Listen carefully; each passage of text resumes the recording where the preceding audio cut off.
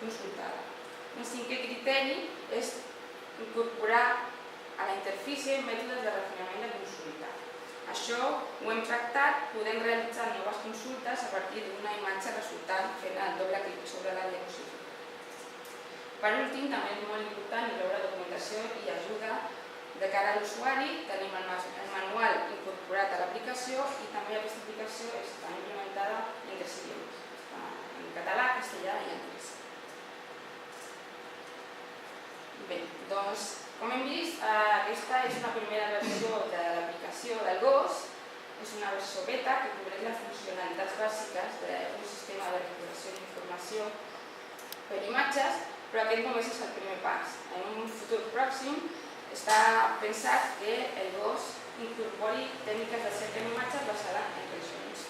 També ha de permetre poder utilitzar i combinar diferents tipus de consulta.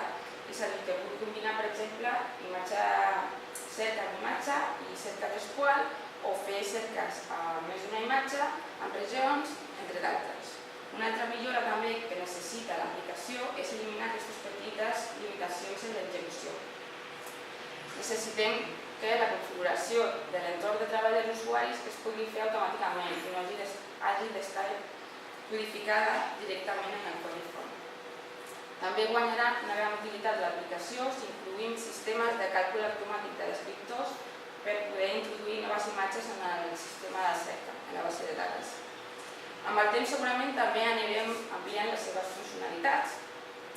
Per a la gestió del resultat, per exemple, si volem tenir molts resultats, una gran quantitat de resultats, la paginació dintre de la interfície és molt útil i si creem nous mètodes de selecció a través de les biblioteques, doncs també serà bastant interessant. Per últim, i molt important, és el test d'usabilitat, que jo crec que és prioritari. De fet, ja està acordat un test amb els usuaris finals de TV3 per veure quins comentaris suggerents ens donen, que segurament seran molt útils per millorar l'aplicació.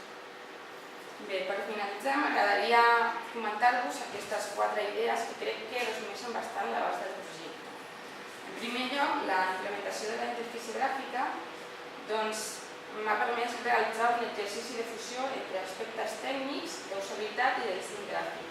Hem vist que les interfícies existents fins al moment no han sigut capaços de fusionar aquests dos àmbits, la funcionalitat i l'estètica.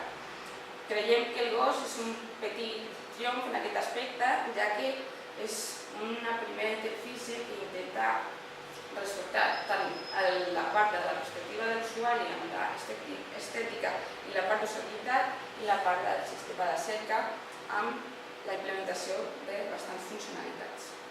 En segon lloc, tenim l'interès que la indústria audiovisual té en aquest tipus d'eines que poden facilitar molt la seva feina de documentació, creació i recuperació d'informació.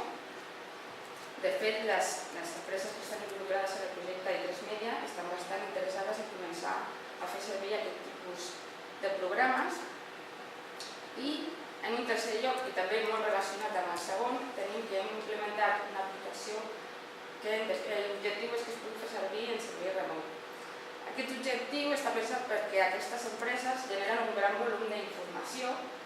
Òbviament no poden guardar totes les imatges que han tingut en una sola màquina o en un sol dispositiu, tenen arquitectures grans i complexes i generar programes de tipus modular integrables en xarxa facilitarà molt que l'eina, en definitiva, es pugui fer servir en l'entorn professional. Per últim, també m'agradaria destacar que aquest projecte ha sigut un treball interdisciplinar. M'ha atorgat la possibilitat de treballar amb llenguatges de programació com el C i Java, també aplicar coneixements de les àrees de comunicació i mitjans audiovisuals que han estat adquirits no tan sols en aquesta titulació sinó en estudis anteriors. I a banda, el GOS és una peça petita d'un gran engranatge, llavors el treball en equip també sempre és una experiència enriquidora tant del punt de vista personal com professional. Dit això, només em resta agrair-vos la vostra atenció i dir-vos que a Fons d'Assà tenim un ordinador disponible amb el GOS en directe per si voleu provar o jugar una miqueta.